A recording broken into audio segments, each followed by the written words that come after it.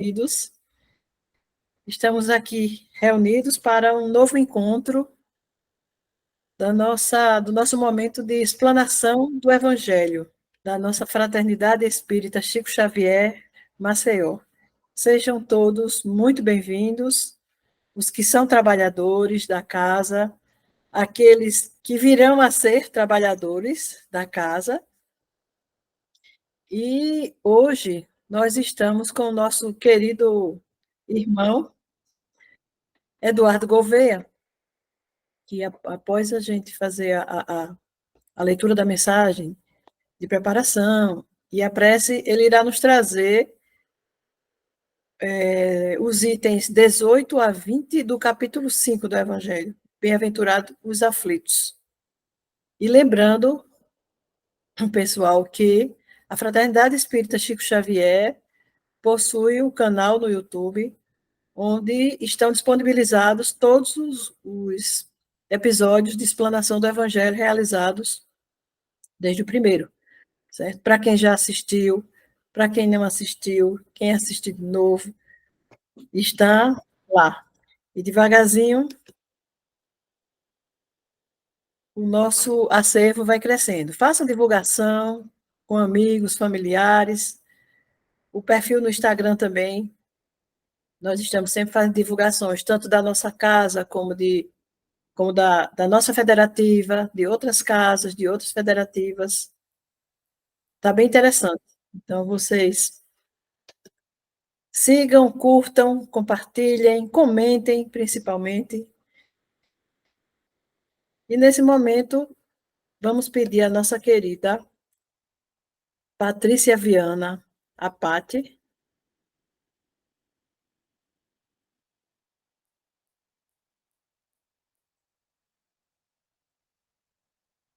para fazer a leitura da nossa prece, da nossa mensagem de preparação.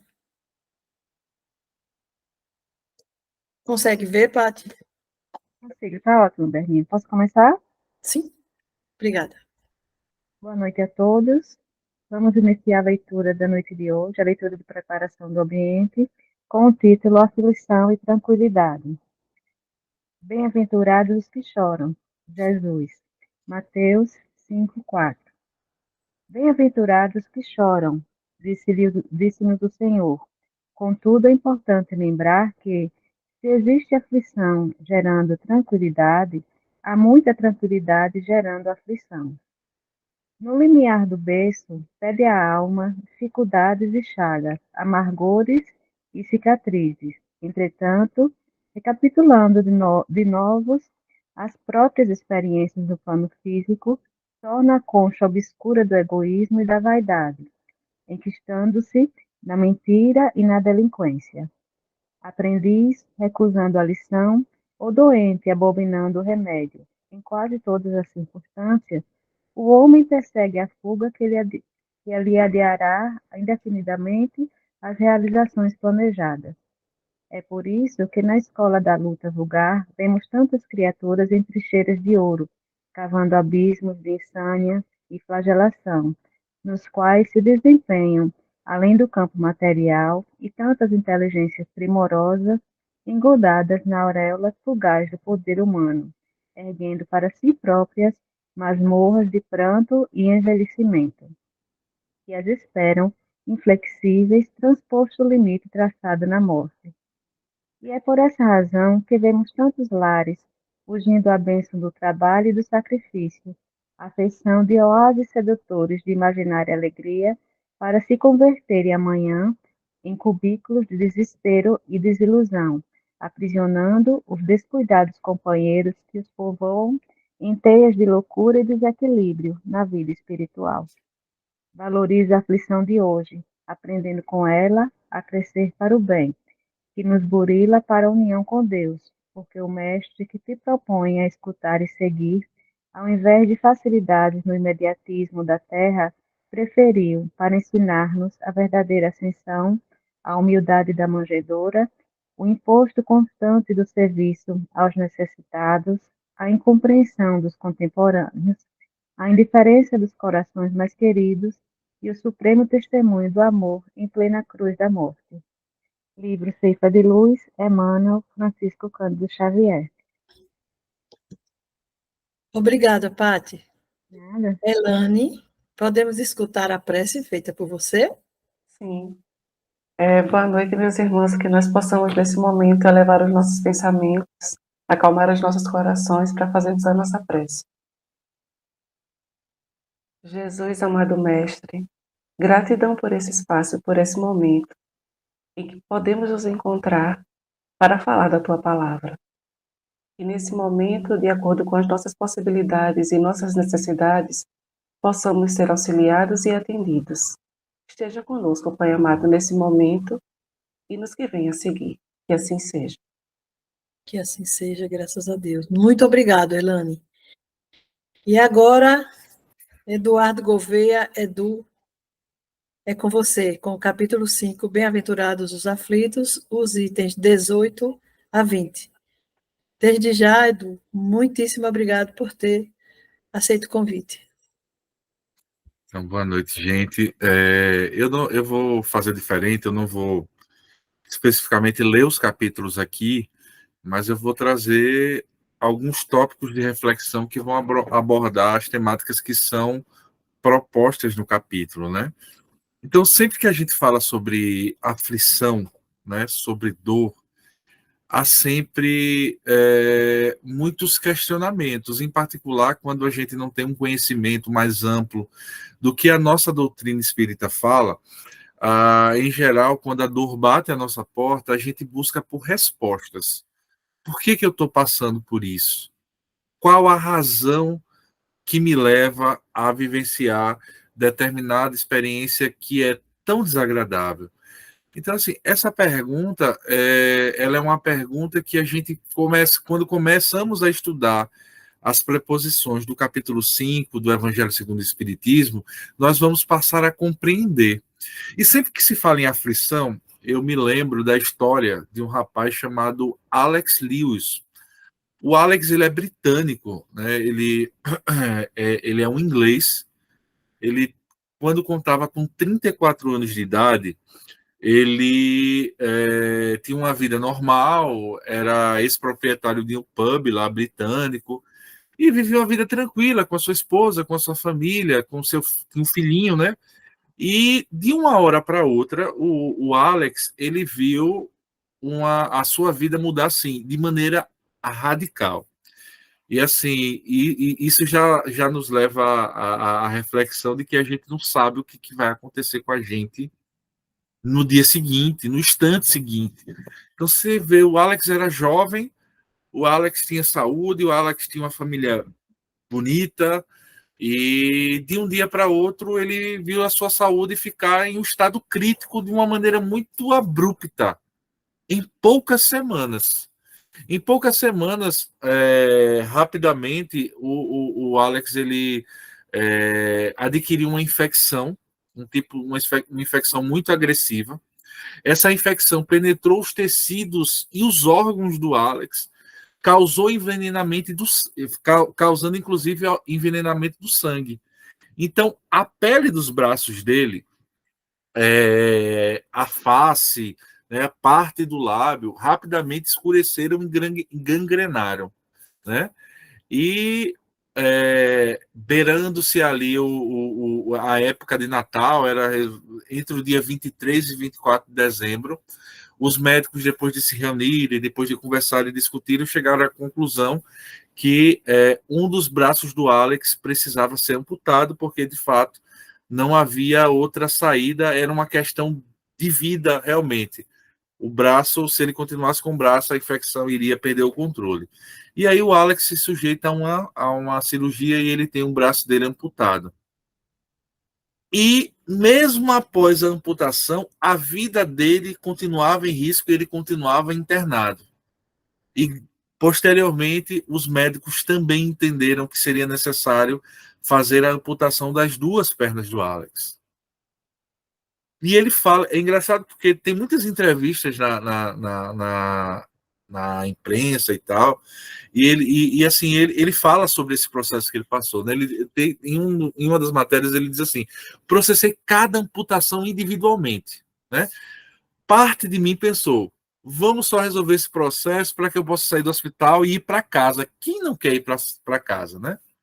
O problema é que, mesmo após as amputações, o braço direito, que foi o único que sobreviveu, ele também estava doente. E aí era uma questão até de qualidade de vida, os médicos estavam fazendo de tudo para tentar salvar.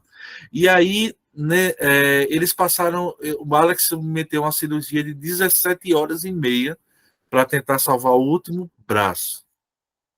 E a cirurgia não deu certo.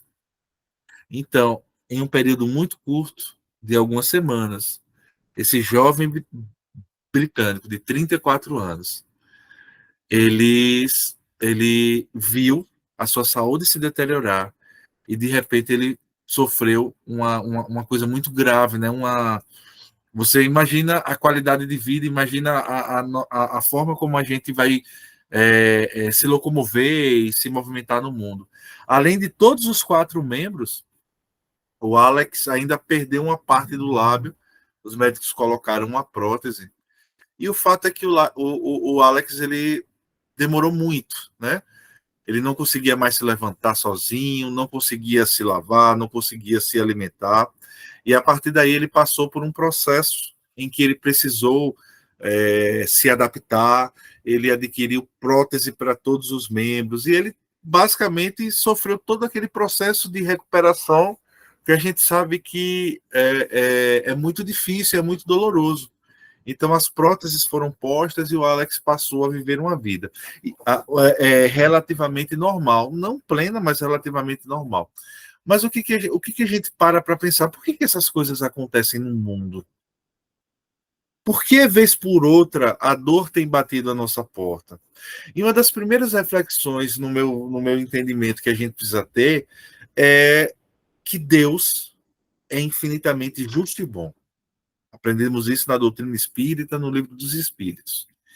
E se Deus é infinitamente justo e bom, obviamente que não existe possibilidades de injustiças na nossa vida, na nossa evolução, na nossa existência. E se a gente tem passado, e se processos como o processo do Alex acabam acontecendo, existe sempre uma razão. E é interessante que, para compreender essa razão, nós muitas vezes vamos precisar remontar ao nosso nascimento, mas não é um nascimento físico. Precisaremos remontar ao momento em que nós fomos criados, ao momento em que nós saímos dos augustos braços criadores de Deus, nosso Pai.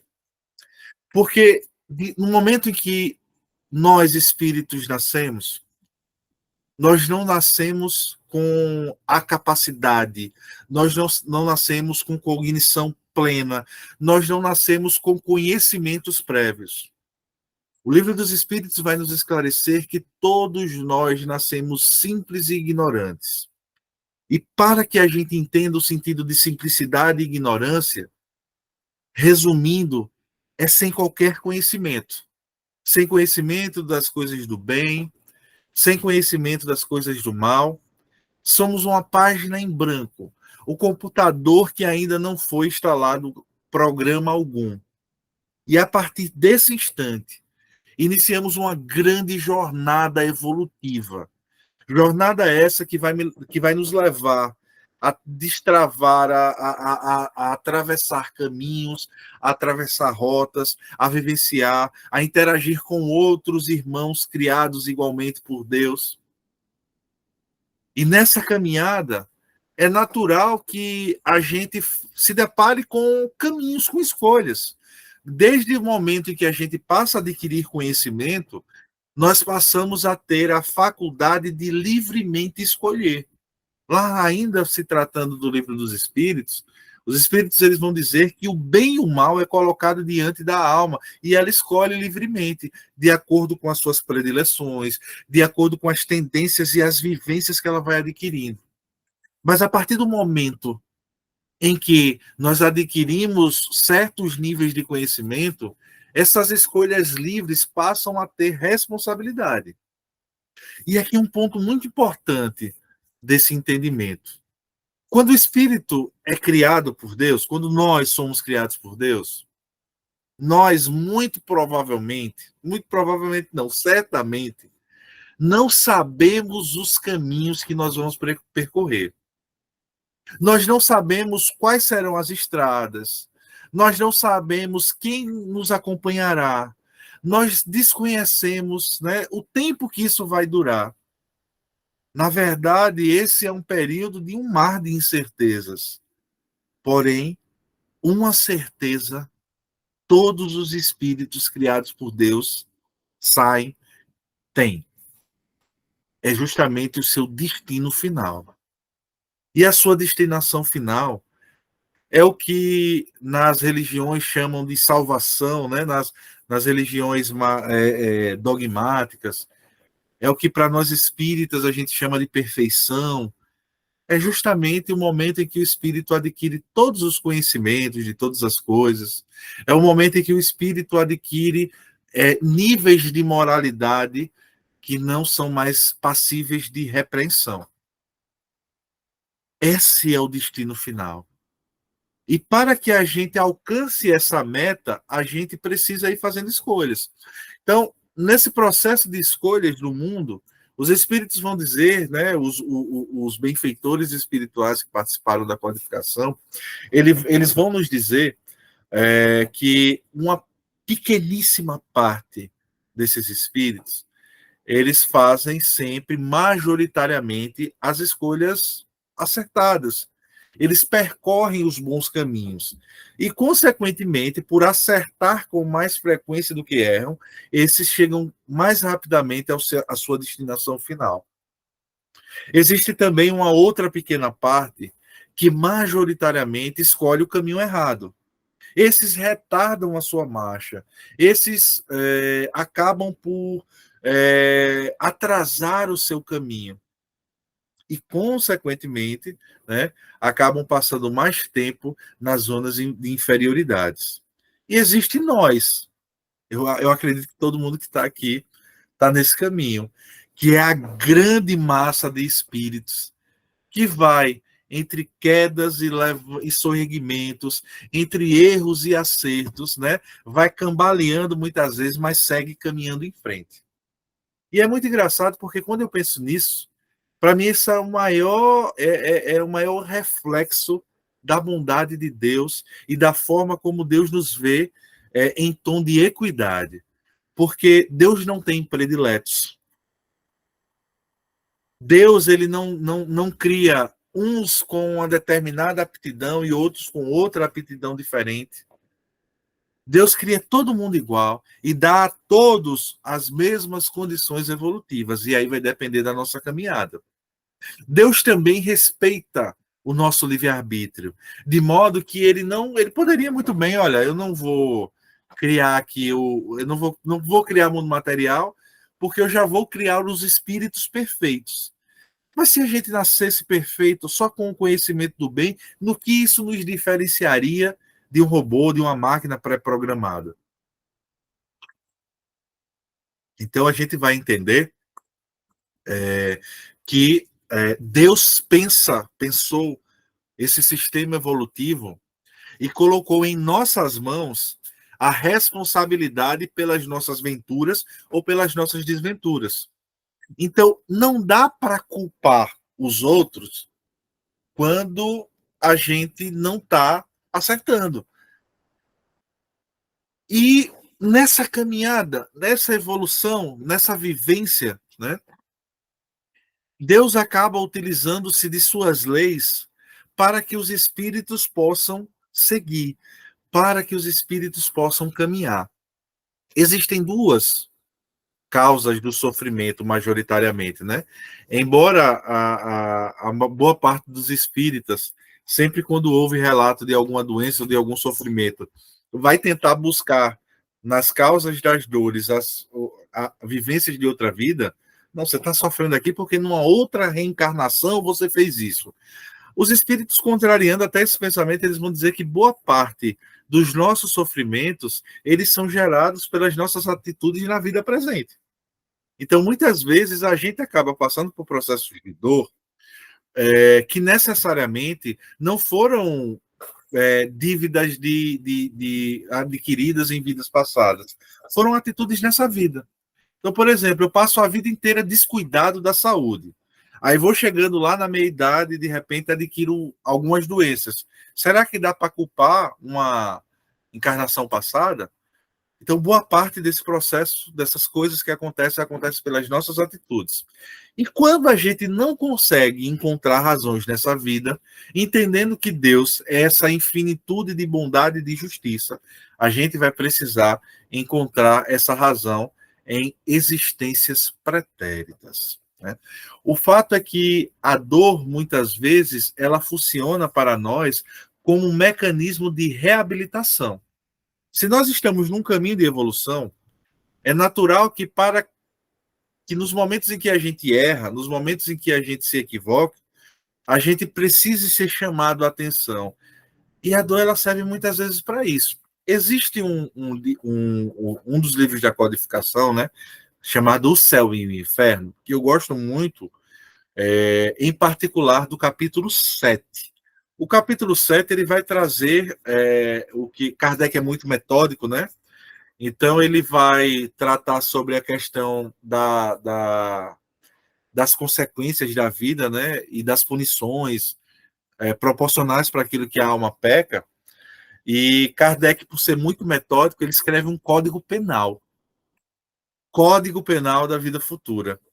E ele é tão metódico que o Código Penal da Vida Futura é dividido em artigos. Então, você tem lá o artigo 1º, artigo 2º. E é muito legal. E quando você vai percorrendo, é uma leitura muito boa. Sugiro que vocês leiam. E quando Kardec ele vai percorrendo, ele chega lá no artigo 16, 16, ele vai trazer etapas para que se apague o registro da falta que foi cometida. E eu explico. Nos artigos anteriores, Kardec vai nos mostrar que tudo que a gente faz de mal gera consequências, gera dívidas que precisam ser quitadas, dívidas para com as leis de Deus, dívida para com a harmonia do universo. Então, todas as vezes que eu cometo uma falta, eu acabo adquirindo essa dívida negativa que eu preciso quitar. Mas essa dívida não é pagar por pagar. Quando eu começar a explicar para vocês, vocês vão entender melhor. Mas Kardec fala que todas as vezes que a gente comete uma falta, a gente precisa passar por um processo de reabilitação. E esse processo é um processo que ele passa em 3 etapas básicas: arrependimento, expiação e reparação. Então, para que os registros de uma falta cometida contra as leis de Deus sejam apagadas, eu preciso necessariamente cumprir esse ciclo para que eu esteja quite para com as leis de Deus. Quando a gente fala da primeira etapa, do arrependimento, é muito curioso, porque existem algumas doutrinas que dizem assim, olha, se você cometer uma falta, basta que você se arrependa sinceramente que os seus pecados estarão perdoados. Não é assim que a gente aprende? Kardec ele vai dizer que essa é só a primeira etapa do processo. O arrependimento, ele não gera a salvação, ele não gera a quitação da dívida, mas ele suaviza as dores oriundas dos processos expiatórios. Ele desperta esperança e prepara a reabilitação. Porque você imagina, né? Quando alguém se arrepende, é natural que Deixa eu explicar por outro ponto. No meu trabalho, muitas vezes, eu costumo me deparar com uma frase que é muito comum. Que diz assim, eu já estou todo errado mesmo. É até uma expressão até mais forte, mas como esse vídeo vai ser gravado, como a gente vai para o YouTube, eu não quero que fiquem os registros de eu falando esse tipo de coisa. Mas é mais ou menos assim, olha, eu já me melei de cocô, agora tanto faz, agora eu vou mergulhar, né? Então, tem muita gente que pensa assim, olha, já estou errado mesmo, não estou nem aí, agora eu vou fazer o que quiser. E é muito interessante quando, nesse Código Penal da Vida Futura, Kardec vai dizer que o arrependimento, ele não só vai suavizar, mas ele também vai despertar dentro daquele ser a esperança, porque no momento que você se arrepende, minimamente você vai parar de fazer aquilo naquele momento. Você vai refletir acerca das suas atitudes. Então você inicia, é um início, é uma preparação. Ele não vai apagar a falta, mas ele é uma importante preparação. E é curioso porque o arrependimento ele pode ocorrer em qualquer momento da vida. Ele pode acontecer no instante da falta. Eu cometi a falta, já me arrependi. Mas ele também pode perdurar durante muitos séculos. E aí, a depender de cada um, né, a expiação vai ser mais demorada ou não, a depender desse processo. O fato é que eu preciso me arrepender. Findada a primeira etapa, eu vou para a segunda etapa, que é a expiação, que é o que a gente conhece como castigo.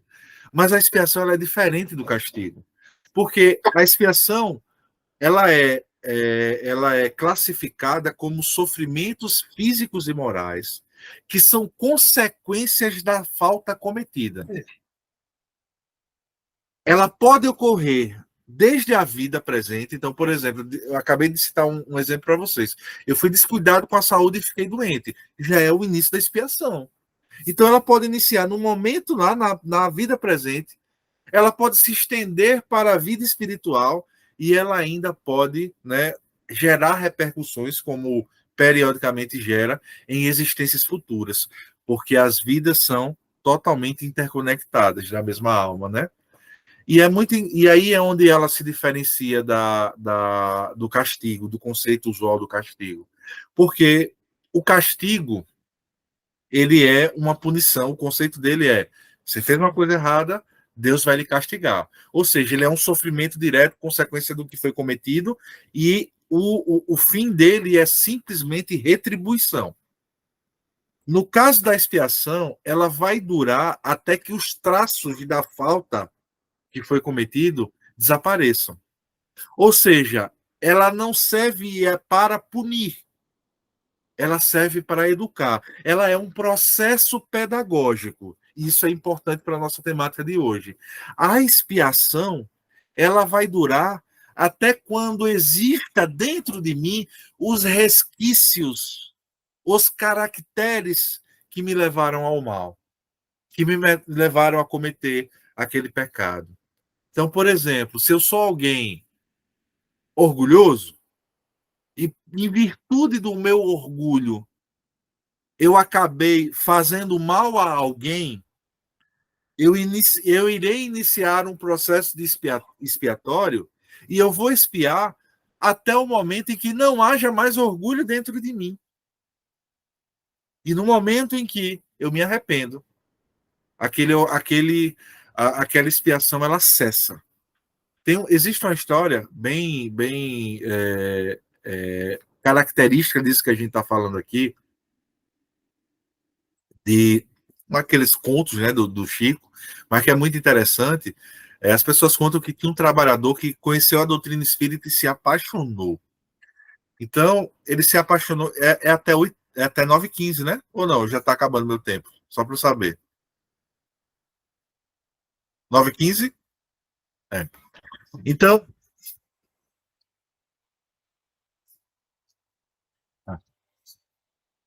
então 9h15. Vamos lá, vai voltando, né? Então ele se apaixonou e ele passou a ser um trabalhador muito dedicado. Ele passou a trabalhar no centro espírita e ele fazia de tudo. Distribuía ficha para o passe, fazia a limpeza, né? Aplicava passe também. Ele realmente se dedicou. O tempo em que ele estava de folga do seu trabalho profissional, ele estava na casa espírita trabalhando e contribuindo. E assim durou alguns anos. Até que um dia, por trabalhar na indústria, né? Na indústria siderúrgica, se a memória não me falha, esse trabalhador ele sofre um acidente e ele tem alguns dedos amputados. E a partir da amputação, ele passa a entrar num processo de depressão. Ele não se conforma, né, em estar mutilado na visão dele, e ele se questiona. Ele diz assim: meu Deus, eu fui um trabalhador tão dedicado, eu tenho trabalhado tanto do bem, e a retribuição que eu tenho é essa, de perder os meus dedos, de sofrer um acidente tão terrível, de ficar dessa forma. E aí ele se afasta da casa espírita. Mas as pessoas gostavam do convívio, tentavam ajudar. E um dia foram até Chico, e Chico foi até ele. E aí, conversando com ele, ele falando: Ó, Chico, eu estou muito triste, eu trabalhei, sempre fui um trabalhador tão dedicado, e eu realmente estou muito triste com isso que me aconteceu. Não entendo por que isso foi acontecer comigo. E Chico diz: meu irmão, agradece a Deus, porque pela tua programação, nessa encarnação, você precisaria perder o braço, porque por ele muitos males foram cometidos em existências anteriores. Mas a tua dedicação à causa do bem, a tua transformação íntima foi tão grande que o processo expiatório ficou resumido na perda de apenas alguns dedos. Então, isso ilustra muito os reflexos do processo expiatório, né? Os reflexos educativos do processo expiatório. Se eu não tenho mais comigo, se eu conseguir transmutar aquele defeito em amor, eu não precisarei mais sofrer. O próprio Cristo ensina isso quando ele diz que o amor cobre uma multidão de pecados. Então a gente para e pensa, né? Olha, eu errei. Cometi a falta, cometi, né? E aí eu já me arrependi amargamente, mas já chorei litros. Eu já espiei, sofri que nem um condenado.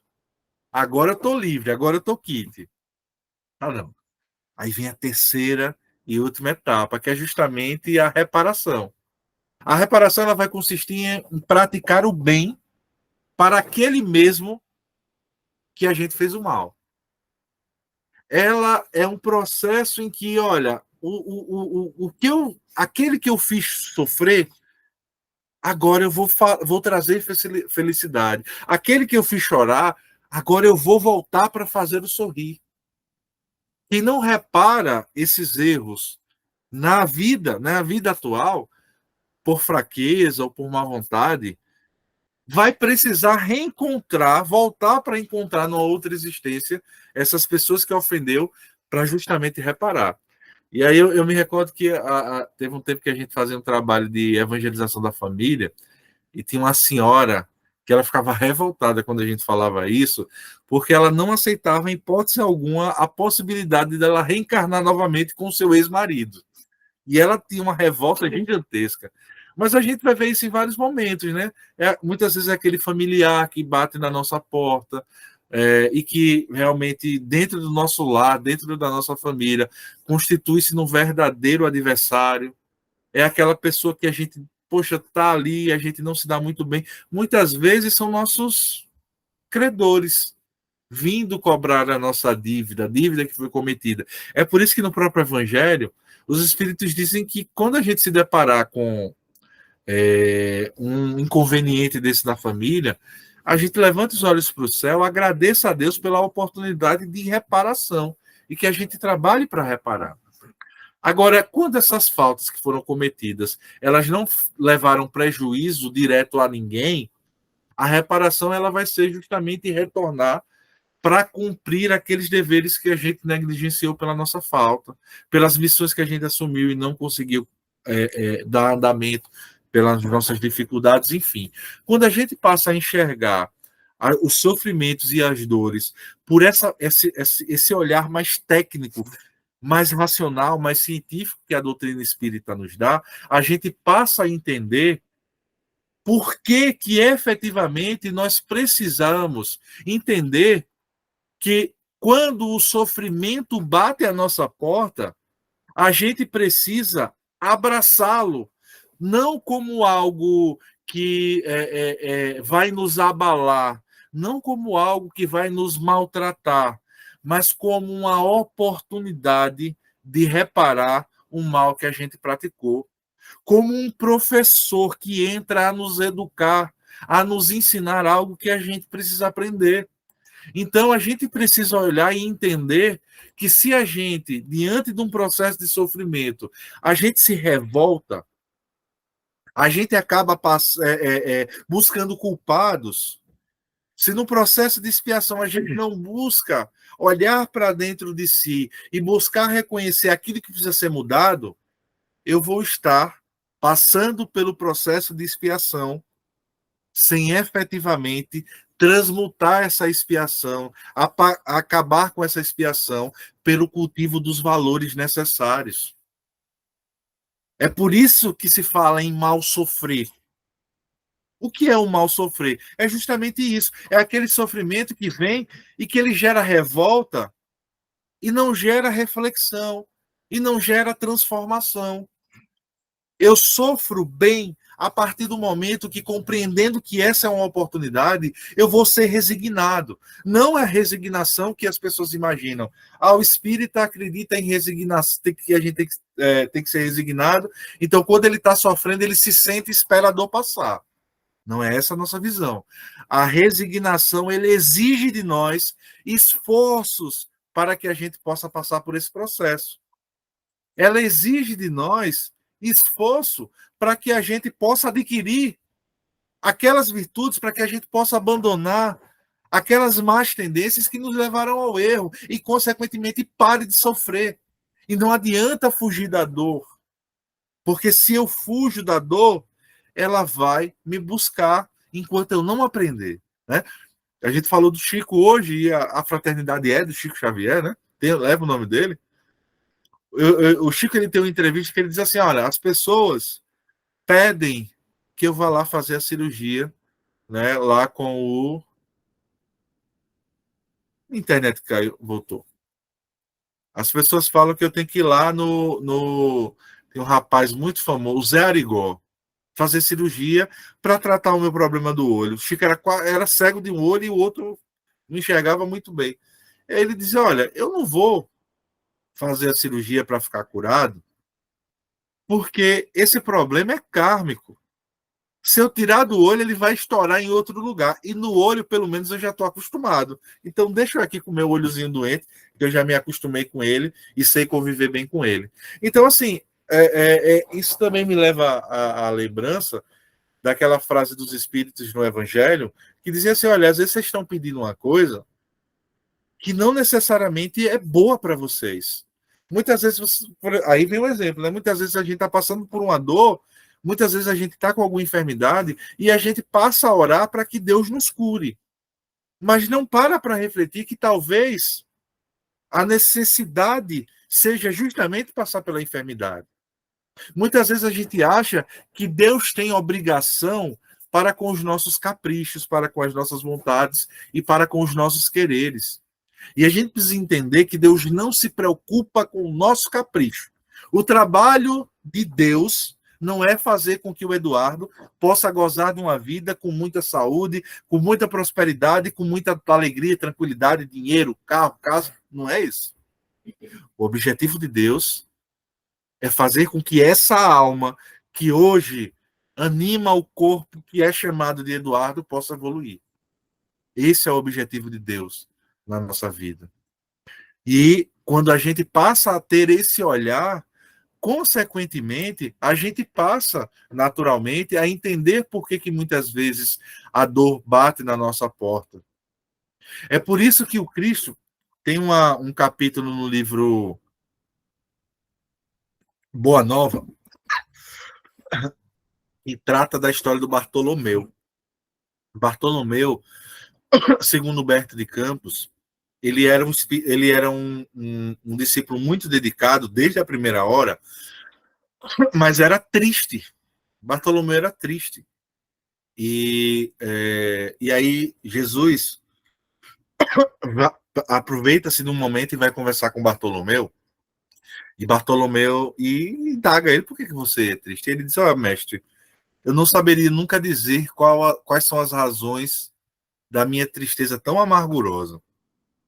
Eu só sei te dizer que quando tu falaste que a felicidade não é deste mundo, meu coração se encheu de esperança. Porque nesse mundo o que a gente vê é a vitória do mal, da ignorância, né? São os erros sendo exaltados e ele sai traçando o que ele tinha para falar. E aí Jesus fala uma coisa interessante, ele fala, olha, no entanto, É bom que você guarde esperança no reino que há de vir. Mas o evangelho é a boa nova. E você já viu uma boa nova que produz tristeza ao invés de alegria? Não faz sentido. Se eu vim aqui para a Terra, é porque eu acredito que um dia o coração de todos aqueles que sofrem serão efetivamente aliviados. Esse é o meu trabalho, esse é o meu objetivo. Então, o objetivo do Cristo é esse despertar, né? É esse trabalho tão necessário, é esse princípio de evolução. E quando ele fala que a felicidade não é deste mundo, é porque efetivamente, dentro das nossas imperfeições, enquanto passando por processos reencarnatórios, né, ainda na inferioridade, mergulhados na inferioridade, é natural que no mundo a gente vivencie esses processos de dificuldade. É muito difícil você passar a vida inteira sem ter uma contrariedade, sem ter uma dor. Periodicamente a gente vai passar por esse processo, né? Recentemente a gente estava aqui agora há pouco e a gente se deparou com uma colega da minha noiva que a mãe desencarnou agora. Estava em casa, enquanto a gente está aqui tranquilo, graças a Deus, nos nossos lares, a mãe dela passou mal, foi para o hospital, entubada, desencarnou, repentinamente.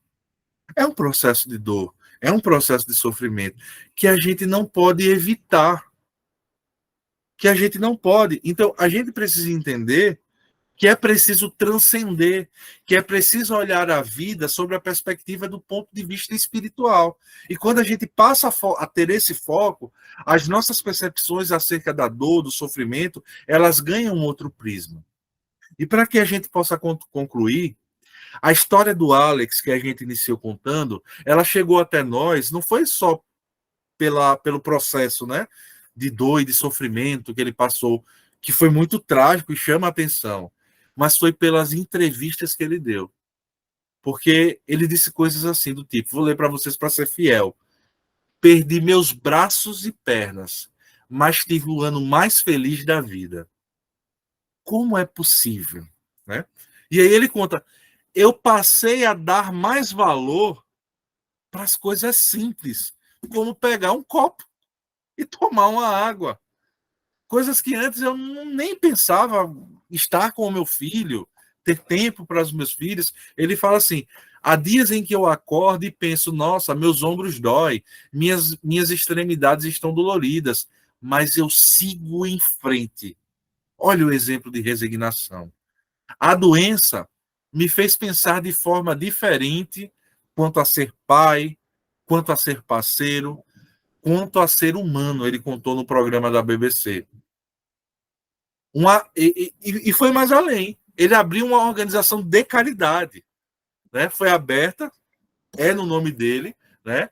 Com o objetivo de ajudar outras pessoas que passaram pelo processo que ele passou. E ele fala assim: tive sorte por ter minha família ao meu lado.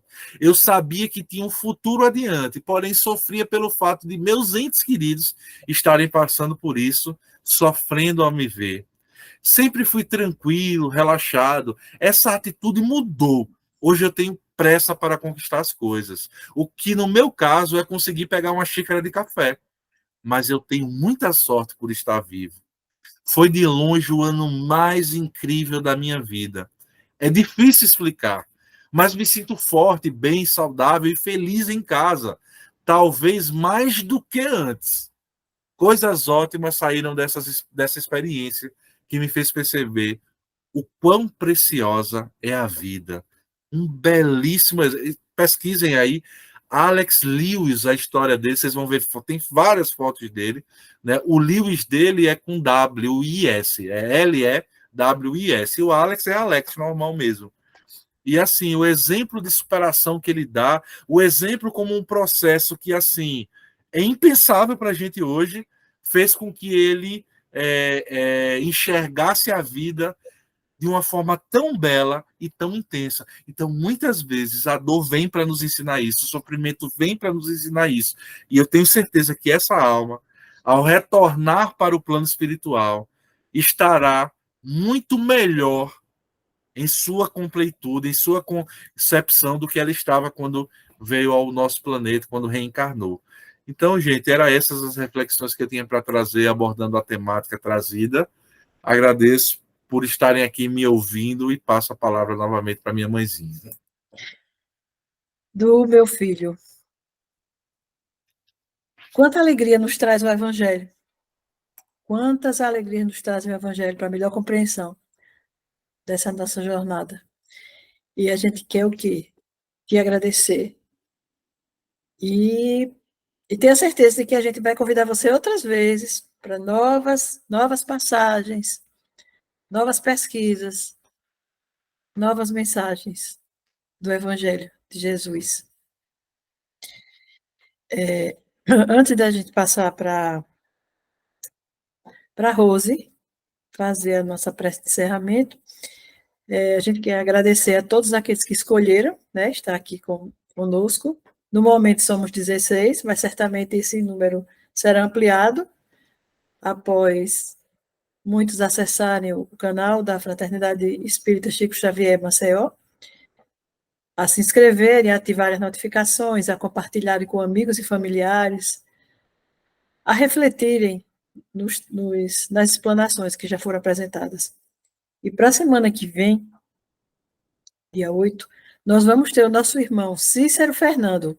O Fernando, ele é um irmão muito querido de Arapiraca, e vem trazer uma contribuição para a gente, seguindo o capítulo 5, Bem-aventurados aflitos, com os itens de 21 a 23. Se considerarem interessante, fazerem como aqueles alunos que leem o texto antes da explanação, é bem legal. Então, Rose, você poderia, Rose, fazer a nossa prece de encerramento dessa noite de hoje? Sim. Obrigada, Rose. Então, para quando eu entrei, não dei boa noite, né? Então, boa noite a todos. E vamos fazer a nossa prece, agradecendo ao nosso mestre e irmão Jesus, agradecendo ao nosso Deus, Pai, pela oportunidade aqui de nos encontrarmos mais uma noite para a nossa explanação do Evangelho, agradecendo pela semana que Ele nos proporcionou e sendo grato sempre por tudo. Que o Mestre Jesus continue sendo sempre a nossa inspiração, a nossa força e a nossa luz. Que Ele nos abençoe, hoje e por todo sempre. Que assim seja. Que assim seja, graças a Deus. Então, amigos, boa noite e até a próxima, nosso próximo encontro. Boa noite.